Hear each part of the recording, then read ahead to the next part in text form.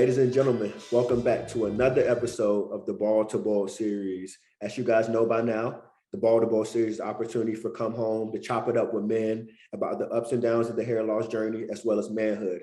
Today, I got another special guest with me, my frat brother, Joey Blake. Shout out to the Newts and shout out to USC Chapel Hill, TO forever. Joey, thank you for joining us today, my brother. Kick game to the people. Give them a quick intro, man.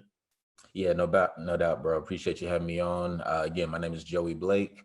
I'm originally from Gasoline, North Carolina, which is right outside of Charlotte. Currently, I'm an attorney living in Houston, Texas, so practicing at a law firm down here, and yeah, just trying to make it day by day. And yeah, that's pretty short, brief intro. Hey man, I like H-Town. That's my second home. Like I'm James Harden, so I know that's all you love out there, man. So that's dope for sure, Yes, sir. bro. One thing about Come Home we like to always talk about is about the concept of home because everybody can relate to that concept, and it means different things for different people. So when you think about the word home, bro, what kind of memories do you kind of conjure up there? Yeah, when I think about home, so again, I was born and raised in Gastonia, North Carolina. So I automatically think back to the home that me and my older brother grew up in. That house actually is over 100 years old. So our pops did a lot of maintenance, just really did his due diligence. He was always somebody that liked to work with his hands and make sure that, our home where we were staying at was beautiful. We had a huge backyard. So, I know a lot of kids nowadays just like to play games and don't really get outside and run and, do the things that we used to do at least back in the 90s. But that's really some of my fondest memories, being out in the backyard, kind of rough housing and stuff like that. But yeah, like as far as visuals, that to me is what I think of as home, just a place where you started out at, a place where comfort and love was always present for you. So No doubt, man. And Joey, I'm well versed in several different cities and stuff. So what I'm saying, you mentioned Gastonia. I'm gonna call it the gas house, right? Because I sure. know that's how that's how they talk about it around those ways, man. So for sure. And also, Joey, so you mentioned kind of roughing around in the backyard with your brother. I also obviously know because we frat brothers that you're into martial arts. Do you think that, kind of like playing with your brother in the backyard, y'all wrestling, whatever it may be, roughing around, that led to your love for martial arts a bit? Yeah, so again, when we talk about home, that's where martial arts comes from because it's been really a family type of dynamic. So my dad was in the army back in the late 70s, and so he actually started back in the army practicing Shotokan karate. And our dad, I think just being in the army, that kind of defines his demeanor a bit, but he just, as soon as he had two little boys, he knew that, self-defense was one of the primary things he wanted to instill in us, first of all, love for God, and second of all, family. And, kind of as we grew up, he was just like, yeah, being able to teach us self-defense and protecting and loving one another. He just wanted to make sure that we always knew to have each other's back. So it really started with him. And then my older brother Josh, he started practicing karate and taekwondo, I want to say when he was 6 or 7. And so I actually started practicing when I was like 4 years old, really just kind of took after his footsteps. And, it was a thing to where our dad put us in it just so we knew how to defend ourselves. But for me, it evolved more into something that I just loved and had a passion for, and just continue to practice till this day, and, practice other forms of martial arts and stuff like that. So yeah, it's a family kind of tradition or a family practice, I would call it. No doubt, man. I peep game on your IG story the other day. You're giving the bag some, know you're still getting busy. Quick question, and before we get to your story, man, regarding your love for martial arts, are you a UFC fan? Yeah, no, definitely, man, definitely. And it's funny because I feel like back in the 90s, especially for, young Black kids who might have done martial arts, it's like the main forms of martial arts that people would do would be like karate, like for the most part, or at least when we watch movies, you know what I'm saying, where it'd be like Power Rangers, Ninja Turtles, Three Ninjas, that stuff. It'll be all about karate, which, is my foundation when it comes to martial arts. But when when I got into Yeah, I think I want to say when I got into college, I started peeping like the UFC and other promotions that did mixed martial arts. And I was I was curious because I saw little flashes of like karate, but I saw also wrestling, Brazilian jiu-jitsu, Muay Thai, like all these different types of martial arts. And so it piqued my interest because some of those other forms of martial arts weren't available. I feel like, especially in Black neighborhoods back in the 90s. And so I started practicing Brazilian Jiu Jitsu um, when I moved to the DC area back in 2015. Fell in love with that as well. And so being able to kind of get engaged with those different forms of martial arts has really kind of expanded my knowledge base when it comes to that. And yeah, so watching the UFC obviously is part of it. And a funny thing is that the current COO of the UFC is actually a Vanderbilt Law alum.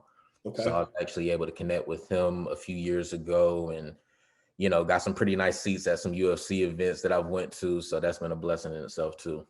Oh, no doubt, man. That's super love. So shout out to everybody at Vanderbilt, the alumni, already kind of like, paying back for what you had to pay Yeah. to go to law school. That benefits already rolling in. So we love to see that, man.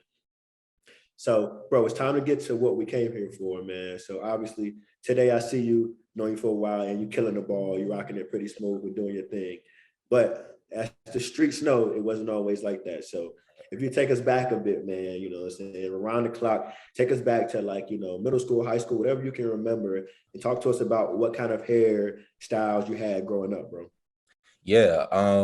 So just as a toddler, me and my brother rocked the flat top. So the Will Smith Fresh Prince flat tops, had that until 1998. And so as soon as I hit kindergarten, my dad decided to chop that off and just to go with the close cut. And really that's kind of just how I rocked it for the majority of my life for the most part. Like every now and then I might get like a fade on the side, but for the most part, it was a close cut all around. And I want to say in middle school, it's probably when I started becoming more like kind of self-conscious about like my hairline, my hair, how it looked. Probably just because people in middle school are rude, you know what I'm saying? So your boys start cracking jokes on you, you laugh with them, but you look in the mirror like, them, like, do I need to do something about it? So yeah, no, so around that time I started kind of looking at my hairline, and I mean it was fine back then, but I would even always notice every time I went to the barber shop how expensive it was and stuff like that. Um, and near around that time, I want to say my freshman year in high school, my dad, like he completely went bald. And Mhm. it was one of those things to where he would have went bald regardless, but he just decided to chop it all off, and it was actually a better look for him. So Yeah. I already kind of peaked game on that. Um, then when I got into high school, I think high school was really when I really started to notice that like my hairline was receding a bit. It wasn't anything too major, but it was enough for me to notice in the mirror. And so, I was always the type of person, I hated whenever my hair got a little bit too thick. Okay. And in other people's opinion, they'll be like, "No, like your hair is fine." Like, but for me, I always like my hair cut really close to the grain. Yeah. So I didn't realize it back then, but like looking back, I actually always like my hair looking kind of close to being bald, anyways. Hey, Right. okay. So towards the end of high school, well, actually, I can jump straight into undergrad. Um, still, the same cut and whatnot. Obviously, my beard started growing and stuff like that, and soon, my older brother, he decided to cut his all off and go bald because same way with me, his hairline started receding a bit, and again, it was a better look for him. Yeah. So I kind of knew, and people kind of put in my ear every now and then throughout undergrad, like, yeah, like, like you should go bald. And some people would joke, but some people would be like, yeah, that would be a good look. So in And undergrad, people was kind of nudging you already, and you said yeah, some people were joking, but some people were serious. Like, yo, you would be smooth. yeah, exactly. And I actually didn't believe people until my probate. So crossed my Yeah. sophomore year, what I'm saying, got it all shaved off. Yes, sir. Yes, sir. And so yeah, and I looked at the pictures and I looked at myself in the mirror and I was like, you know what? Like, I actually don't have a bad shaped head, you know what I'm saying? And the bald actually kind of looks good on me. So that was the first time that I saw myself completely, shaved off. And obviously wasn't able to have facial hair at that moment in time. So I didn't know what it would look like with facial hair. But so I kind of always kept that in the back of my mind. I just think for me, I think still even after undergrad, I was just like, well, like not yet. Like I've been basically given all the clues from other people too that, hey, you will look good bald, but I don't know, I just didn't want to take that jump yet. You know what I'm saying? Mhm. And So yeah. let me ask you a question about that, bro, Mhm, because people are encouraging you. You had peaked it already, just minus the facial hair. mhm. Um, but there was something about it that you still was like, I Yeah, can't quite do it yet. yeah. If you had to kind of try to think through, like, what is it that kept you from, feeling confident in doing it? Was it one? It could be that clearly, like maybe you just you really didn't need to. It wasn't as bad yet, so maybe you didn't have to. Or do you think it was something else? Was it just the fear of change? Can you unpack that a bit? I think, yeah, I think it was a combination of things. I think that was one of them as far as like seeing like, okay, like I can see my hairline has a tendency to recede, but it's not that bad yet. So I think that's one thing. I think another thing is that even though I saw like, all right, my dad went bald, my brother eventually went bald.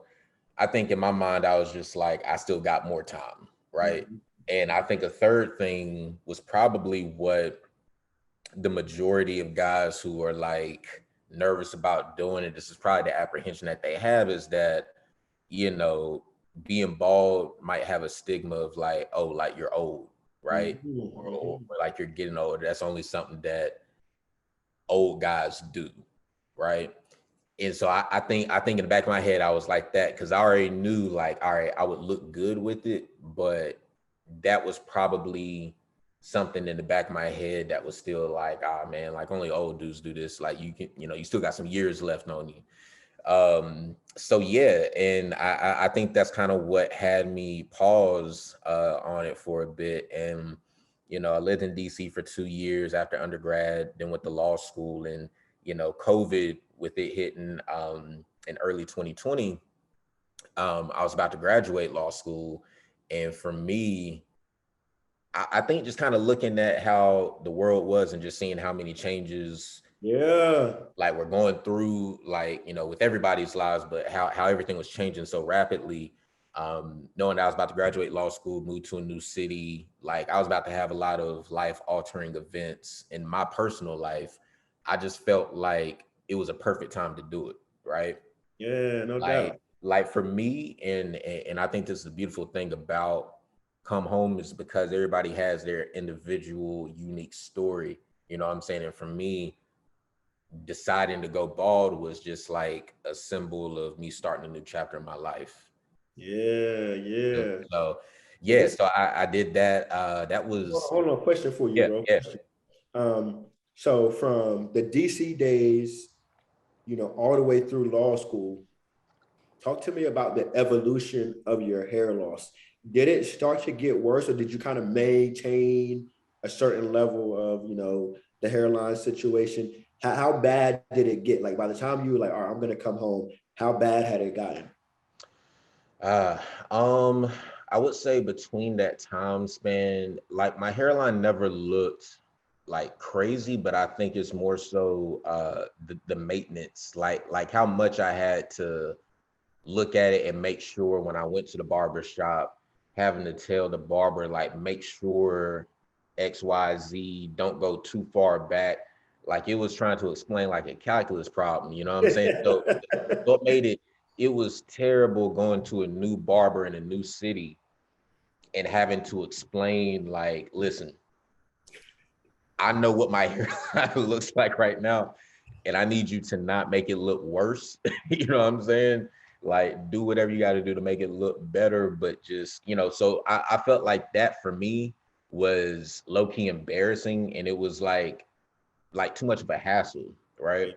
Um, I'd also noticed too that there was one time in DC where the guy like, and again, fellas, if you don't go bald yet, stick with the reliable barber and don't go outside that, because I made the dumb mistake of doing that once in DC, and the guy, first of all, he jacked up my hairline to where it was like a different geometric shape, right? And then had the gall to like let me leave the chair. And it was like, yeah, bro, you're good. And I looked again, and I was like, not like, So I'm not like, good. yeah, exactly. So I mean, again, and that's why the choosing the barbers are important, because some dudes will have you out here looking any type of way. So that happened, and he just messed up my head in general to where I started thinking, I was like, man, like this is taking too much. It's taking too much effort. Um, and so I kind of realized that, between the time I was in DC through law school, it just, for me, thinking about going bald, I was like, it's much easier to kind of put things in my hands. And honestly, the hardest part is just making sure that your beard is even on both sides. So yeah, man, like that for me was kind of what that evolution was like. So you really had a lot of the struggle was really that barber relationship, trying to make sure you stay with the same person and Mhm. that person kind of make sure he kept getting you right. Yep. What about other folks in your circle, like friends, family? Was anybody kind of giving you jokes at all, or were you kind of lucky enough to not have to deal with any of that?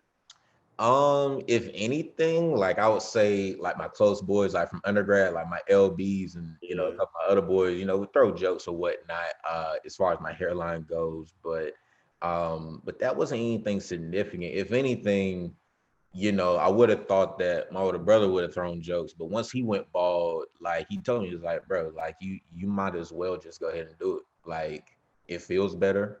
Um, it's way more cost efficient.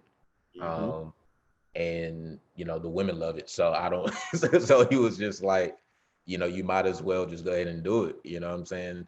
And plus, again, it's a thing within our family. Like pretty much all the men in my family are bald, like specifically on my dad's side. You know what I'm saying? So me doing it was just like it's gonna happen regardless, and we all like are good looking men like with the bald head. So there ain't no reason to feel embarrassed about it or to feel like it's too soon. Yeah, so that was pretty much the feedback. It was really not any feedback that was like cruel or anything like that, or just being like, just rude for no reason or anything. So All right, no doubt, no doubt. So, like you said, you graduated in law school, ready to take your talents down to H Town. You're like, you know what? This is the perfect time. I'm making this transition in my life, and there's a change all around you with the pandemic and everything that was going on in some of those tumultuous years.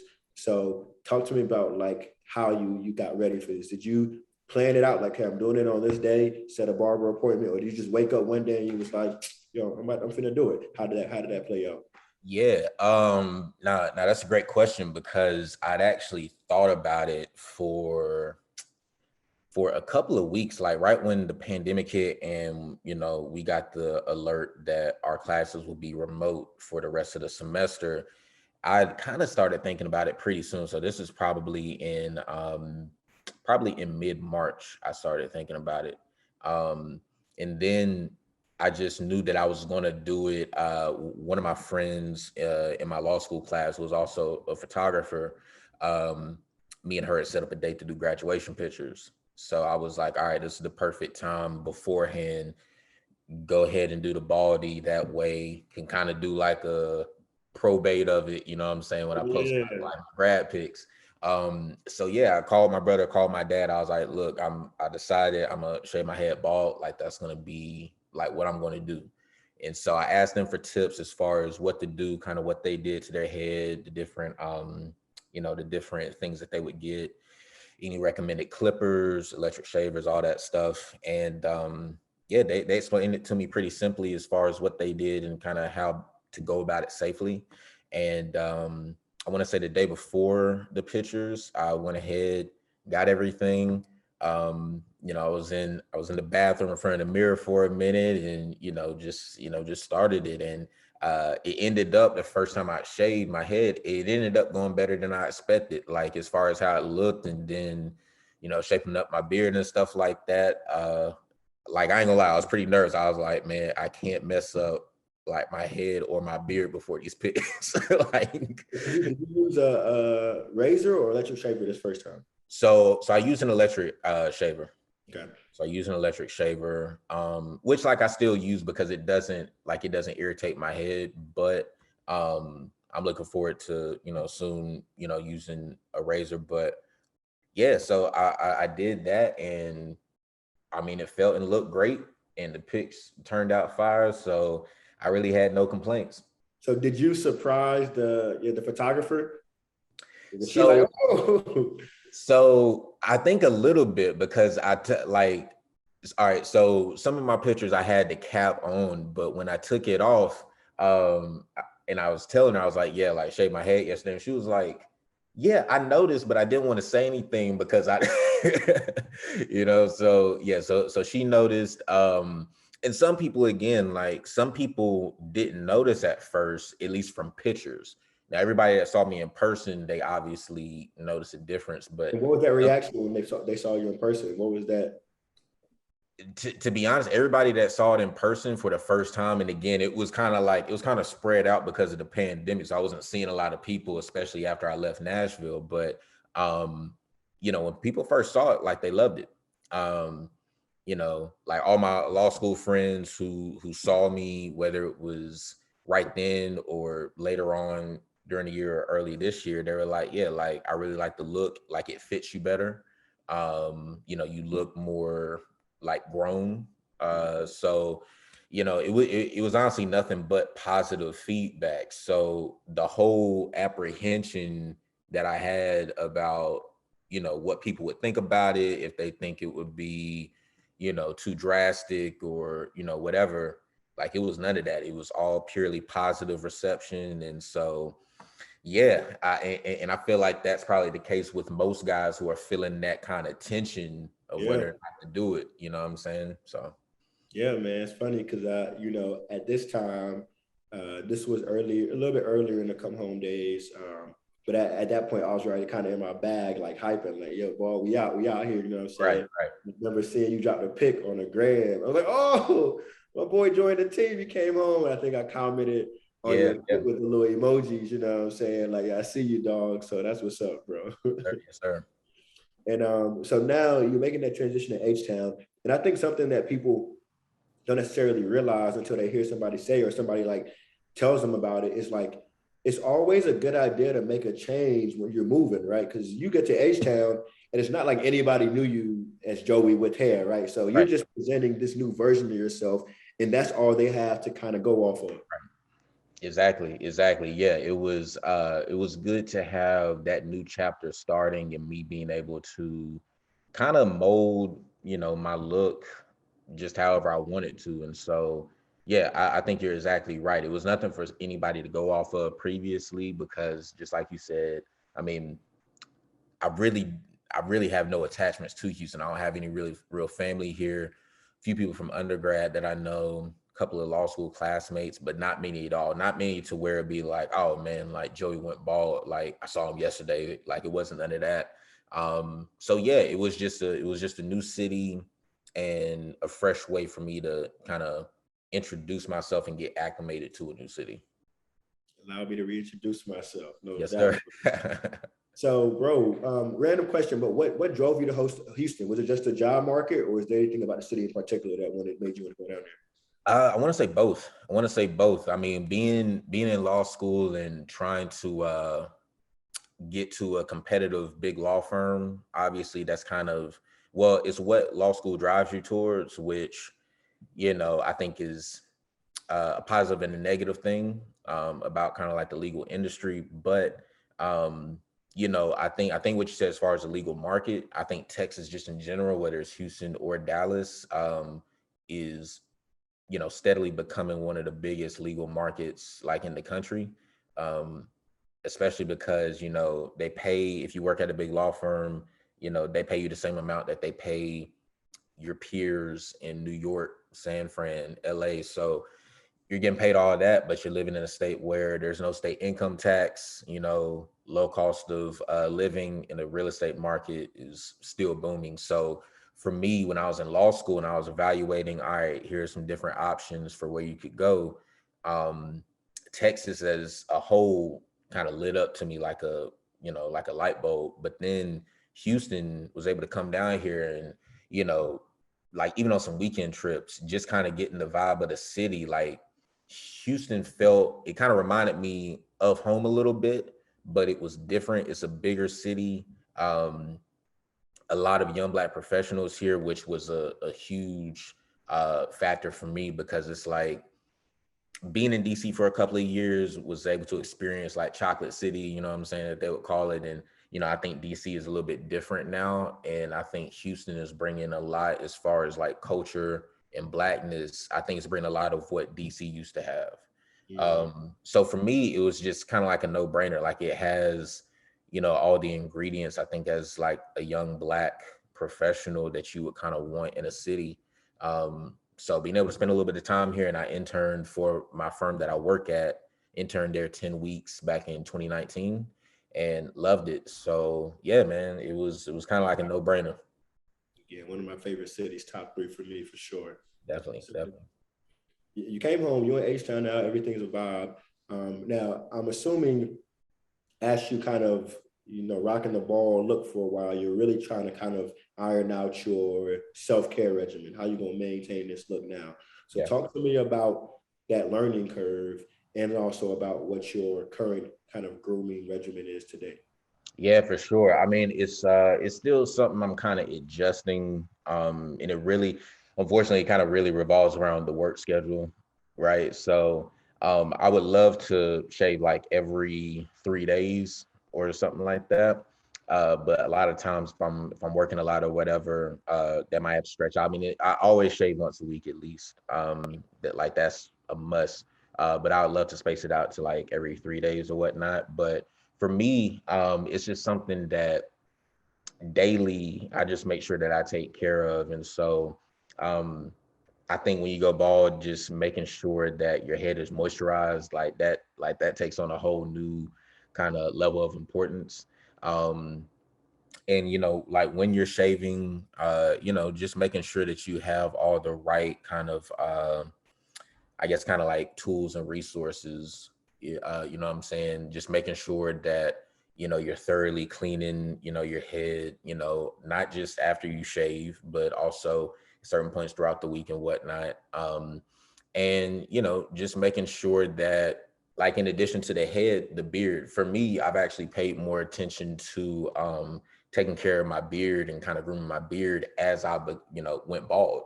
I feel like I kind of didn't pay as much attention to it before, because maybe like the little bit of hair that I had kind of like, kind of turned my attention away from it. But I feel like since that the hair is gone, I'm just like, man, like it just makes me want to take, better care of my beard and whatnot too. So other than that, yeah, I mean, usually once a week, I'll block off like an hour and a half or so just so I can get my shaving done. So um yeah, for me, I mean, do you want me to kind of explain kind of the process of me shaving? Yeah.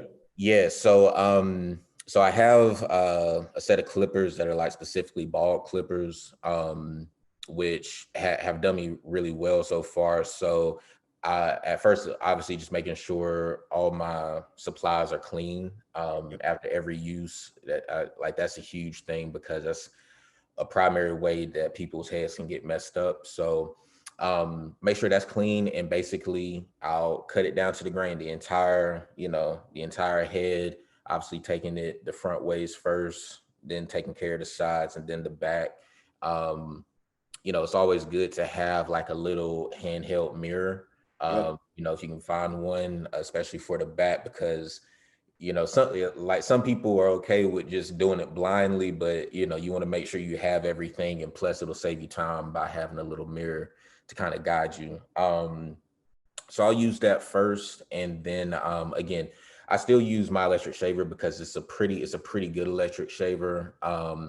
But look, I know that there are different pros to using the razor as well. So I anticipate on using that soon as well. Um, from what I heard, just with the razor, you just gotta, it's kind of a trial and error, but you want to make sure that you use the right type of razor. Whatever makes it easiest for you to not cut yourself. I feel like that's one of the pros of the electric shavers, that you really don't got to worry about that. But again, I do it the same way, front, sides, then the back. And then after that, my pops actually gave me it's this bottle. It's basically a moisturizing lotion that you specifically use on bald heads. I'm forgetting the name of it, but it really helps to prevent, bumps and ingrown hairs and stuff like that. So after washing my head and making sure I use some type of cleaning type of gel. A lot of different companies sell them, whether it's Neutrogena or, like Nivea or something like that. I'll just make sure I kind of thoroughly just wash out everything from my head just to make sure it's clean. Then after that, I'll use the lotion I just described. And obviously I didn't describe the shape up, but I'll shape the beard up and everything. But yeah, that's kind of the process. And then on a daily basis, just kind of waking up the day after and then 2 days after, I'll use like I'm trying to think if it's cocoa. Yeah, I'll use like some cocoa butter type of lotion just to make sure that the head is moisturized before I go into work. So just kind of slap that on in the morning and at night. And yeah, that's pretty much it. It's for me, it's been pretty simple. And again, you said you're shaving about like one time a week right now, or? Yeah. It's about one time a week. I tend to do it. I think every Friday I tend to do it, but again, I'm trying to shorten that up. So still get my schedule kind of all put together. But for right now, yeah, it's been about once a week. One thing you mentioned, bro, is that, as you went bald and you kind of started like maintaining your scalp a bit more, you start noticing your beard, you want to start maintaining that more. Right. A thread I've been noticing as I talk to more men about their journeys, it's like coming home actually then increases your awareness of the need to take care of your skin in general.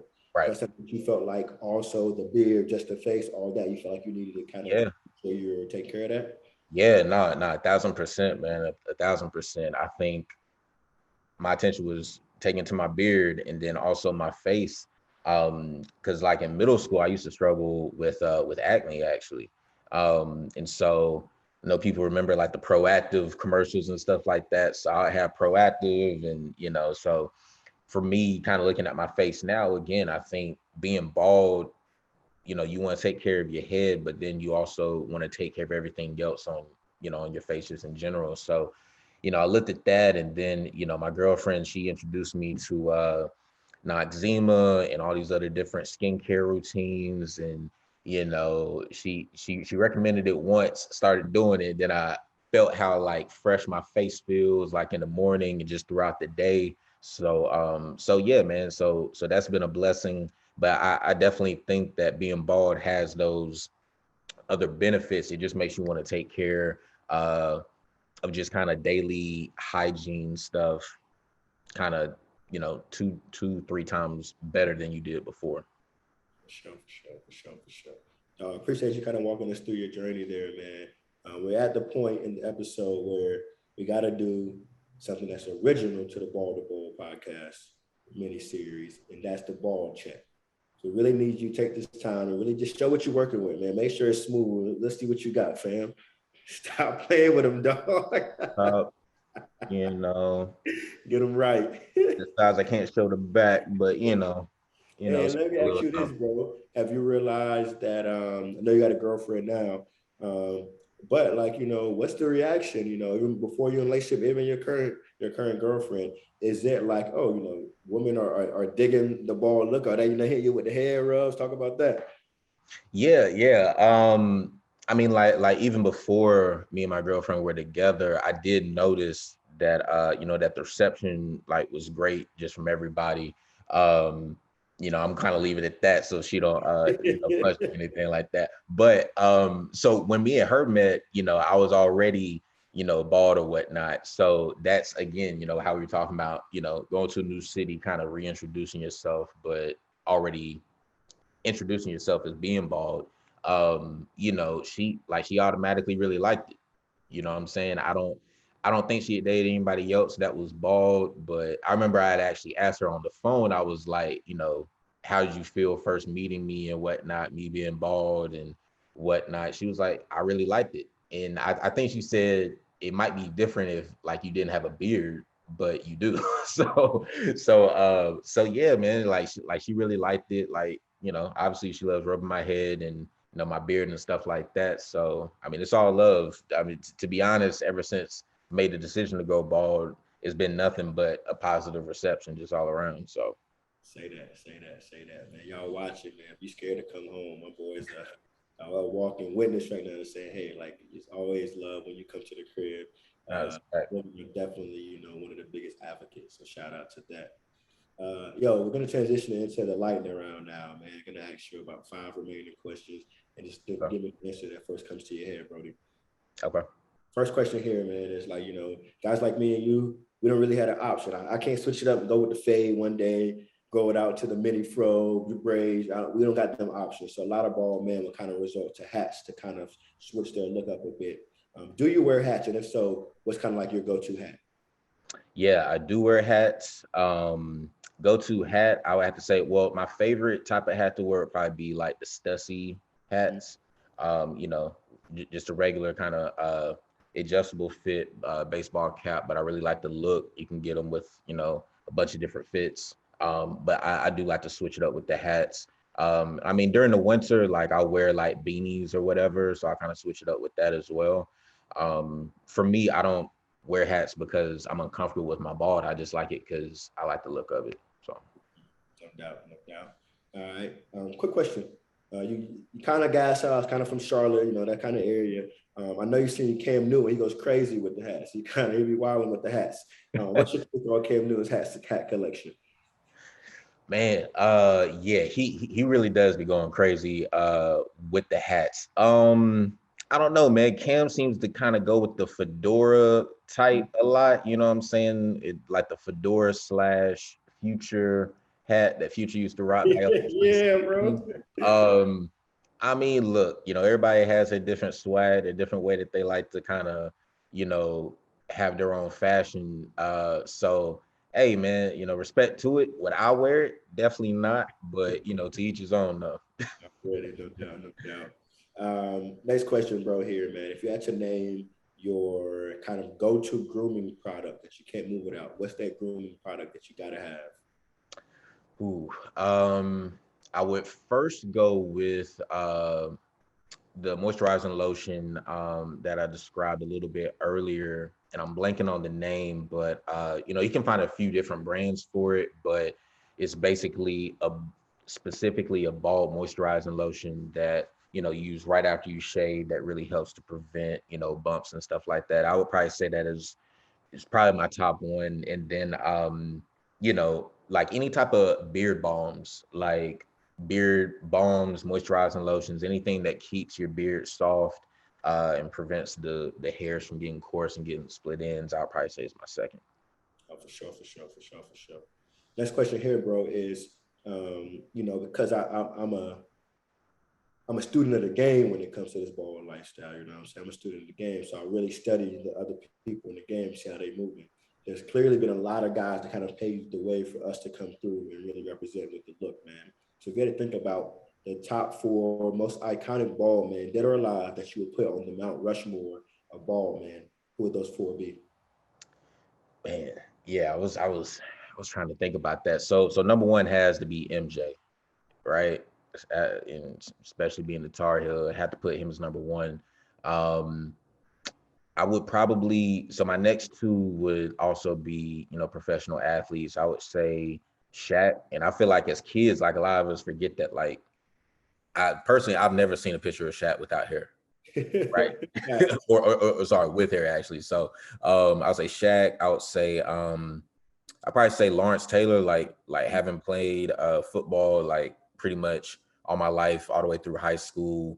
That was somebody I looked at a lot of film on, and a lot of interviews and stuff like that. The fourth one's kind of hard, because I know there are a lot of famous, like, dead or alive, actors who have been bald, but I can't put my finger on one specifically, man, unless you can think of one. I'm trying to think of an actor, but I could throw you a lot, man. yeah, yeah. I'm gonna throw you a couple, and you let me know how you rank these guys. Okay. I'm gonna start with an actor and rapper, Tupac Shakur, who rocked it super early with the nose ring and the bandana. Definitely made a fashion statement. Other actors, you got Boris Kojo, Morris Chestnut. Who else we got? Actors. Tay Diggs, you know what I'm saying? So there's a decent amount for The Rock, probably the biggest actor in Hollywood today, Dwayne Johnson. So there's a lot of them. True. Wow, bro. Yeah, I can't believe I skipped all those. I was trying to rush through. I can find the athletes. So all right, I'm a re-rank. So I'll put Michael Jordan as number one. Tupac, like one of my favorite artists ever. Can't believe I forgot him. Put him as number two. As far as the other ones that you ranked, I would probably say Morris Chestnut would probably be in my top five, if I had a top five, right? Probably followed by, I'll probably put Boris Kojo and Tay Diggs a little bit lower on the list. Like, we obviously know that they had baldies, but I think Morris Chestnut, as far as being an actor, is probably more memorable. And then The Rock, obviously he's in every movie that comes out nowadays. So, he would definitely be on my top five. So, all right, I'll re-rank my top five. I'll put MJ, Tupac, The Rock, Morris Chestnut, and Shaq. No doubt. Super solid list. All right, buddy, we're going to get to the last two questions here, man. They do get a little bit deeper, so you know what I'm saying? My apologies for that, but I like to talk that talk. Oh, good. Next question is, obviously, part of Come Home is celebrating bald men, celebrating baldness for sure, but it's also the idea of helping men who are still going through that hair loss journey to actually be able to overcome that and provide support. So, bro, if you knew there are some guys watching this right now still struggling with hair loss, what's the advice you would give them? Yeah, fellas, all I would say is, don't be scared to, take a step in a different direction, to evolve, to take a chance and do something new. Just because of what you think other people's perception of it will be, because like I've discussed during this talk, even if you think, I don't know, if women will feel it, I don't know if I'll, get joked on or whatever.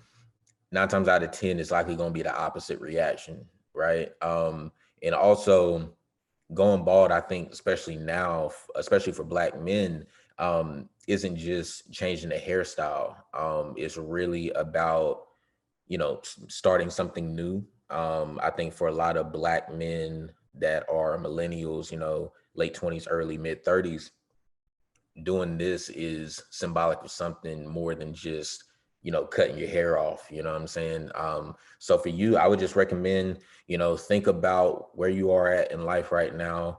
Do what makes you happy, and, think about what change you would like to make. If there's, a new chapter that you're about to enter into, this is a perfect time to consider coming home and going bald, you know what I'm saying? To be honest, it's a freeing experience. So there's no reason to think that it's only reserved for men in their 50s or 60s or something like that. It's in fashion right now. So and Joe, I talk that talk when it comes to bald men, and I believe right now we kind of in our bag. Yeah. I joke around. I'm trying to get bald guys popping like light skin homies in the 90s, but I'm really like, yo, this is our time, and I'm not gonna let it slip. You know what I'm saying? So for sure. Fact.